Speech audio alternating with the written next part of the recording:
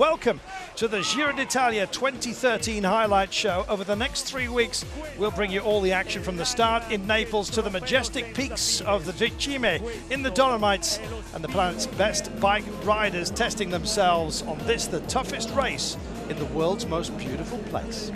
The 96th edition of the Giro will be run almost entirely within Italian borders, but its field has never been more international, and that includes the likely favourites for overall victory. Bradley Wiggins, that's Sir to his friends, heads up the British challenge for Team Sky, tempted by the thought of holding both Giro and Tour de France titles simultaneously.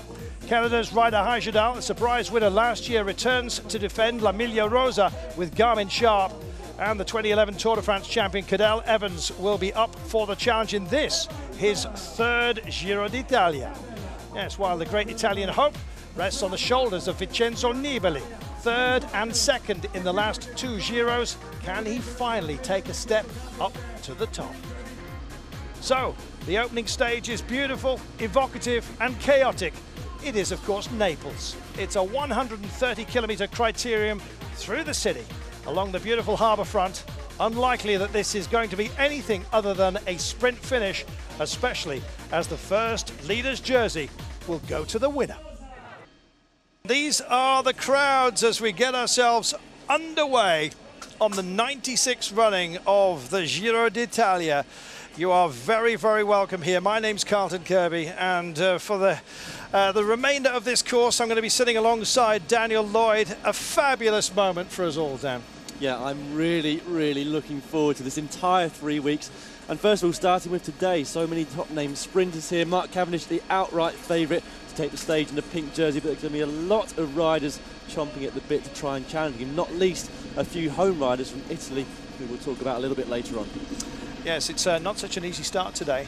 They will be climbing almost immediately. We'll have 4 peaks, only 2 of which do count for the King of the Mountains jersey, and you're going to see a lot of chit-chat, at least in the informal role today, and it gives you a chance to look back at Naples.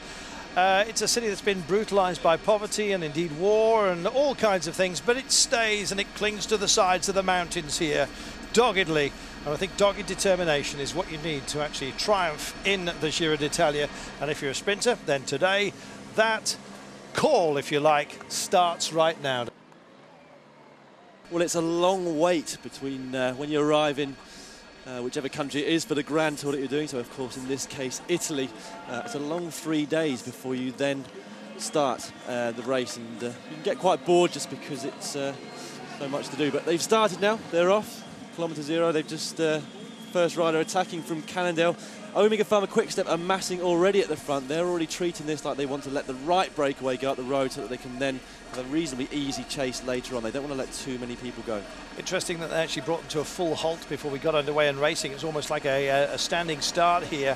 So we are underway for the 96th Giro d'Italia, and you look down as already the speed has picked up here, and Omega Pharma Quickstep determined today to protect Mark Cavendish, who just rolls through your screen there right towards the front. Been a lot of criticism over the last well, couple of months really about the lead-out train that's being offered up to Mark Cavendish, and it could be a bit tidier. They've been practicing, to be sure of that, but already we've got some who are heading out there as they go under the finish line for the first time. There is our commentary position just to the side of it, and we're racing. This looks like could well be our established breakaway of the day. We've got 5 riders here, one from Vacansoleil, one from AG2R, Escatel, Cannondale and Lotto Belisol. When I last saw the peloton, they were sat up behind. In fact, they still are. So good chance these are going to be the main riders of the day. I think so, and it means that amongst these, you are going to find your King of the Mountains.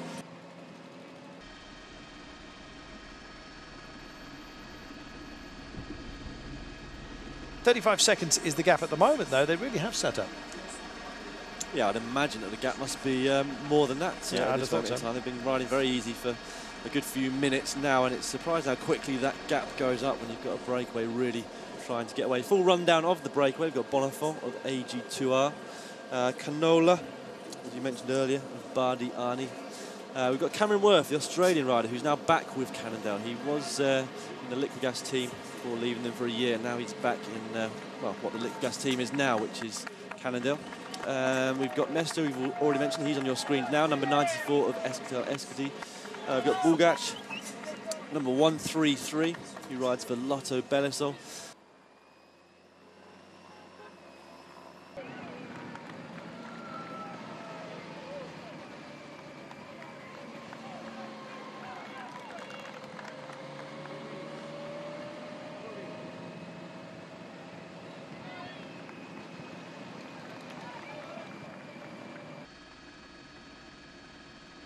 That breakaway seems to split up. We saw Visconti with Cameron Worth of Cannondale just a couple of seconds ago, and it seems like they're a reasonable way ahead of the other 5 riders who are just kind of looking at each other behind. There's actually a few corners catching these riders out on these tight and twisty roads, but let's get back to the break in a minute once we get back to on our screens. Yeah, I'm wondering what the conversation is between Cameron Worth and his nemesis, stroke ally at the moment, Giovanni Visconti. Maybe they'll take one of the GPMs each and then they'll just have to race for position later on. Oh no, they're serious about this. It almost seems like Visconti wants to not have to fight with anybody else for those King of the Mountains points and just wants them to go over on his own. Yeah, he's not going to have that, and Cameron is going to make sure about that. Come on, Cam, let's keep this honest, shall we, and properly race for it.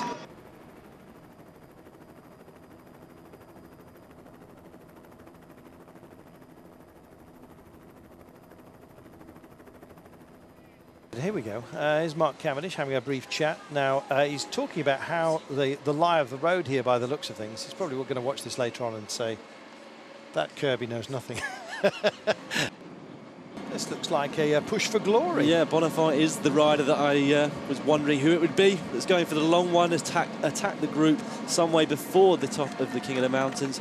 Might not be a bad move, actually, because, of course, the riders behind might start looking at each other. None of them want to sort of do the entire work just to drag the rest of the guys up to him, just to be sprinted for the line at the top. So I think he's going to take somebody needing to basically jump across to Bonifant on their own or with one other rider to do this interesting fight for the first KOM. Well, you know what? He actually took a few curves rather tastily earlier on just to test his own speed, and he's going for it here. So it'll be setting his stall out. If the others do scrap for it, and he does manage to feature as well in the second climb of today, which is exactly the same climb, of course, we're on a loop, then the jersey will belong to him. Still not a great deal of response from the peloton here. Argos Shimano bedded in with Omega Pharma Quickstep at the nose of the peloton as we speak, and doing some decent pacing today. Nothing too arduous in terms of terrain, and they're well used to these speeds. He's going for it, you know. He is, yeah. 25 years of age. Just looked him up on the ever helpful Pro Cycling Stats. 25 years of age, 5 Grand Tours he's started, and probably looking to go into his first ever King of the Mountains jersey. Whether or not he'll stay away until the line is yet to be decided, of course, but we haven't really got a view of those other 6 riders behind him. Can't be far away from the line now, I can't imagine. No, in fact, he took the Ronde des Arts, I think, in 2008, and that includes quite a number of proper tests, and he's putting himself into one right now. He means business. This is almost death or glory here, and nobody's minded to actually cross over to him by the looks of things. I'm just looking on one of our sub-monitors to see these co-escapees, and still no response from the peloton, although I've got to tell you that Saxo Tinkoff are getting towards the front here. Maybe Daniele Benatti fancies something today. Some have said that if his mind is right, then his legs will follow. We'll see. I think possibly Gavazzi of Androni Giocattoli is a good outside call today if you want an Italian winner. Yeah, Cycling News interviewed him earlier. He's had a bit of a troubled life off the bike, Gavazzi. Twice been banned after testing positive for cocaine, but so he set a new record out training. After 198 kilometres, he hit almost 1800 watts, which is quite significantly more than what Mark Cavendish can produce, but it marks aerodynamics and jump, which effectively make him so good, and also his positioning. But certainly my colleague Manolo, who I was having dinner with last night, was absolutely adamant that Gavazzi is the biggest challenge to Mark Cavendish at the end of the day. So we'll wait and see. 105.6 kilometres before we know. Well, Sasha Modolo will probably have bragging rights as far as the Italians are concerned, in my opinion, but we'll see how Gavazzi goes. Modolo is here for Bardiani Valvole, which is a lightly green accented white jersey. Here, AG2R's Bonafond at the moment, and he's decided to stretch his legs and just to leave behind his co-escapees in an attempt to take this KOM. They're on his case right now, but still, just for the moment, can't quite wind him in. I don't know whether he's shot his bolt too early here. Yeah, Canola, Visconti, and the Bardiana rider, whose name I've forgotten, are the ones that are coming across him. Sorry, that is Canola. It's Mestre that's also there from Escatel. So 3 riders trying to get across. Can't quite start. Here we go. Few hundred metres, 50 metres. Is that 50 metres or longer? There we go. Here's the camera on the line. Looks like he might well get... Oh, I think he may well get caught here, and just lining it up is Visconti. He's on the chase here and comes past him at the crucial moment and says thank you very much. Well, that's what he wanted right from the beginning. Yeah, 3 points for Visconti of Movistar, 2 points for the Bardiani rider, which was Canola, and 1 point for Bonafont, who made that massive effort. Still one more climb to go, though. If 2 riders are equal at the end of today, they go on who's got the most wins in King of the Mountains competitions, and if that is also equal, then it's going to come down to who finishes higher on the stage, effectively. Normally it's who's highest in the general classification, I believe. 100 to go as they file back into town. Now we've got one more KOM to deal with, and it'll be the final climb and then the run-in. It's a separate loop down at the other end of Napoli, and that will be 8 kilometres to be dealt with without climbs. So they're just coming to course end as we speak, and kites are still involved, but just at the rear end here.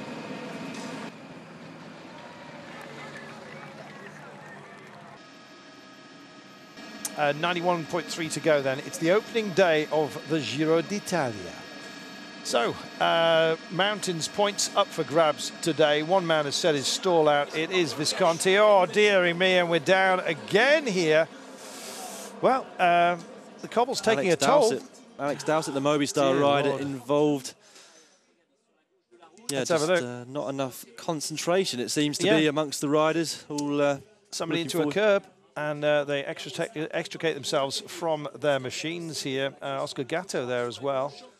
And last year's mountains winner, Rabatini. Yeah, but there we are. Not too badly off. Doesn't look like anyone was particularly hurt in... there's a few bottles up for grabs for the public on the floor.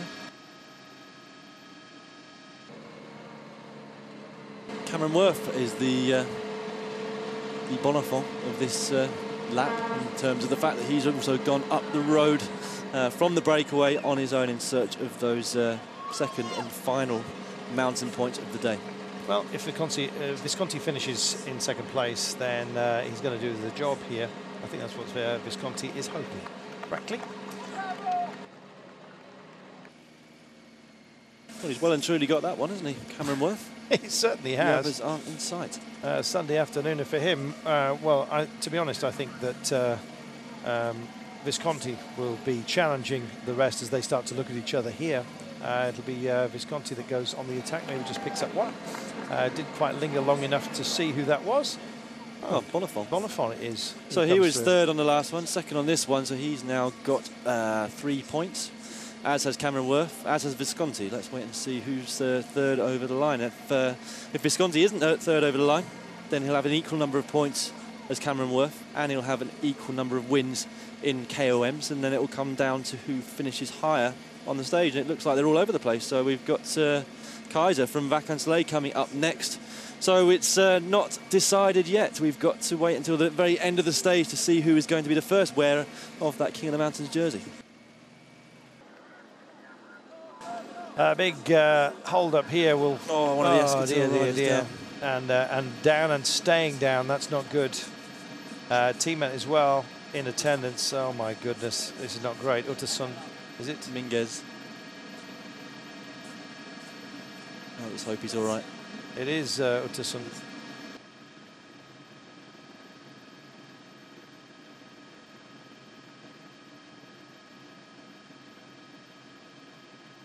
This looks not good at all, serious.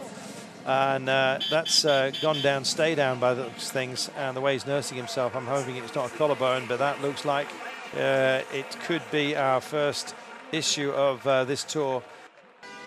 Is he going to try and get back on the bike here? No, he's not nursing his elbow, which would be a characteristic telltale of a broken collarbone. And it looks like he's okay after gathering himself. He stayed down a long time. He's back on the bike, and thank goodness for that. And the crowd cheer him on. Another rider who's going to feel some bruises today. Right now, I'm not sure how enjoyable this is being for Cameron Verth, but you know what? He's waving his flag high at the moment. He's got a long way to go, 58.7 kilometres. I'm not quite sure just whether it will be an Australian flag at the end of today that is gracing the podium. Bradley Wiggins just hoving into sight. Now, Brad's not actually averse to spinning it up on a day such as today. Well, I think in this particular instance, he's going to be more than happy just to stay out of trouble at the front. He's got the big German, ex-German champion, in fact, Christian Knees looking after him, number 184 there at the top of your screens. And it's just a matter of keeping out of trouble. He's not up there with any eyes to getting any kind of result today. He just doesn't want to be involved in any crash or lose any time, and that's also why Ryder Hejjedal is up there as well, number 1 with the pink jersey on his back. The first time ever, in fact, that the reigning champion has been able to start the first stage also wearing the pink jersey that they won the previous year. That will almost certainly change hands by the end of the day. So Cameron Verth comes towards the line here, and they're shaping up to make a fist of this. There we are. Cameron Verth has been reabsorbed. Cannondale Pro Cycling, I think a little round of applause for him. It was a good effort today. In fact, been out there for much of it, and just getting caught with 19 kilometres to go. So doing a proper job for Cannondale Pro Cycling, and why not? Cannondale also coming up here. They're looking after Viviani, who was very confident in the press conference just a couple of days ago, saying he wants to take 1, maybe 2 victories at this race, and of course starting with this first one, which will be a huge motivation for any of the Italian sprinters. It will mean so much to them to go into that first pink jersey.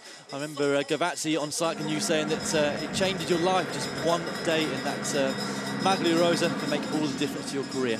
They have crossed the line for the penultimate time. Next time by, it is the finish of the opening stage of the 96 Giro d'Italia.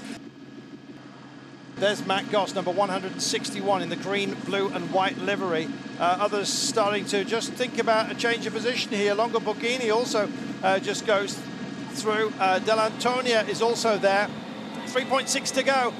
They've reassembled themselves here, Orica Green Edge. Maybe not the cleanest of trains, but Wiening's back on hand here, and the elbows are to the fore, and the pace is absolutely starting to go stratospheric here. Mark Cavendish, there he is, dead centre of your screen. He's got one man left here. Is it Steegmans? I think it is, number 157. It is. Steegmans doing a good job of just picking his way through. Just edges by Robbie Hunter, who's on his own here. No, he's not. He's got help with David Miller alongside. Dave Miller just drifting in. Robbie Hunter looks like he's still out front and going to have to do this by himself. Big charge going on from Cannondale here. 3 to go. Yeah, this is really, really fast now. It's Orica Green Edge have just slackened off slightly, but deliberately. It's Brett Lancaster who's 4th in line at the moment in the first of the Orica Green Edge riders. He's still got Lee Howard and Matt Goss just behind him. We've got Dominique Roland taking Buani up. Ventoso's also in the mix. He's got the Spanish national champions jersey. Mark is quite cool at the moment. I haven't seen him talking too much to Steegmans. They're in around about 15th position, 2.7 k's to go, and a number of corners. They'll be coming back down the road the other side in just a few moments' time. Well, they will have practiced this Cannondale. Let's be absolutely sure about this. Mostly Italian, of course, but Cameron Verth animated things earlier on. And it's Viviani they're thinking about right now. Look at this, almost getting into one another as they come into one of these curves. They're in the back streets right now. This is the business end. Once they see the water once more, it's the run for home. And it looks like we've lost a camera motorcycle as well on some of these rather focused curves that have got a little bit of a skittering of sand. Ooh. And look at the position of Orica Green Edge here. Matt Goss is looking very, very handy. A little bit of an ease down as well from Cannondale as Viviani just calls for calmer minds right now. There is Mark Cavendish just drifting alongside Steegmans. They're talking to each other, getting animated here as well. 2 to go. Yeah, 3 Cannondale riders still left on the front, followed quickly by 3 Orica Green. Oh, crash at the back. Who's been involved in that? It's Kukalera from Orica Greenedge, one of the AG2R riders. And I think it might be Robbie Hunter. I think it might be Robbie Hunter just out of shot there. It's been huge. Huge split, right? It's down to these guys right now. So it's the top 10. there. Buani's there as well. Buani's there. Cavendish is there on the wheel of Steegmans. We've got 2 from Radio Shack. I think we've got Hondo and probably Nizzolo as well. I don't think there was a crash. I think they went so fast through those corners that there's just been a genuine split in the peloton from the pace. That's what Viviani was thinking might happen. They pick themselves up, dust themselves down. We've got to get back to the front. It's all coming to the end game here right now. Mark Cavendish, surely this has got to play into his hands. We've got Steegmans sitting there. Buani as well, waiting to pounce just directly behind. Adam Blythe is also in the frame here, but Viviani's got 2 men where everyone else has got less, except for Orica Greenedge and Matt Goss. Matt Goss is going to be in a great position here as they come up underneath the Flamme Rouge. Lots of checking over shoulders right now. Steegmans hasn't pressed the go button just yet. And Mark Cavendish is not going to need him. He's gone by him. He's gone extremely long here, Mark Cavendish. It's got to shake Buani. Has he done it? Well, Steegmans just didn't hold the wheel. Cavendish had to go around it and close the gap to this Orica Greenedge lead-out train, currently being led by Brett Lancaster. He's got Lee Howard on his wheel. Matt Goss is in 3rd place. Blythe is on the wheel of Mark Cavendish. This has been an extremely fast run, and they look like they're on their limits already. Nizzolo also getting involved here. Cavendish is blocked in here. Matt Goss is in a fantastic position here. Lee Howard's leading him out. Matt Goss, where's he going to go? He's thinking about it now. Mark Cavendish has had to wake up right now. Cam goes to the other side of the road, the right-hand side. Matt Goss lights it up. He's heading for the line. Cavendish comes by him right now. It's Cavendish versus Goss. Viviani also involved. What a finish! And Cavendish is the leader of the Giro. Amazing stuff. Lots of slapping of handlebars going on right now. That was so close, but quality will out. And in the end, he had to do it alone. And Mark Cavendish has taken the first pink jersey, the leader's jersey here into Napoli. What a finish that was. And this is the business end where Matt Goss decided to go for it. All or nothing right now. Buani trying to trail Mark Cavendish, but the right-hand side of the road was the right side. Viviani beaten on the line. Cavendish is the leader of the Giro. That's a Buani 3rd place today, the French champion. Giacomo Nizzolo in 4th, and Matt Goss 5th spot today. Oh, it was difficult. It was not an easy stage, like with all the corners, you know, it's accelerating to a quick ride or something, you know. But the team did incredible to stay at the front there. We didn't get it quite so right in the end, and Gert had, again, mechanical problems in the last kilometre. It's happened too many times this year for us, you know. It's cost us too many races, but I want this so bad. My good friend Paul Smith is here. He did the jersey. I promised him I'd win the jersey the first time, and yeah, we as a team, we've been super excited for the Grand Tours. The Classics in goal was planned, and we wanted to start getting it right here, you know. And I'm happy we could win the first stage. And there's your overall classification. Mark Cavendish leads by 8 seconds. It's a cushion he will take to the team time trial. That's tomorrow on the Isle of Ischia. Looking forward to your company for that. Ischia beckons, and so does some uneven terrain. 17.4 kilometers to be dealt with. Looking forward to that. Not too many celebrations for Mark. Just a brief sip of the fizzy stuff just to congratulate himself, and you couldn't deny him. Amazing performance. From Napoli, from me, Carlton Kirby, and from Daniel Lloyd, it's bye-bye.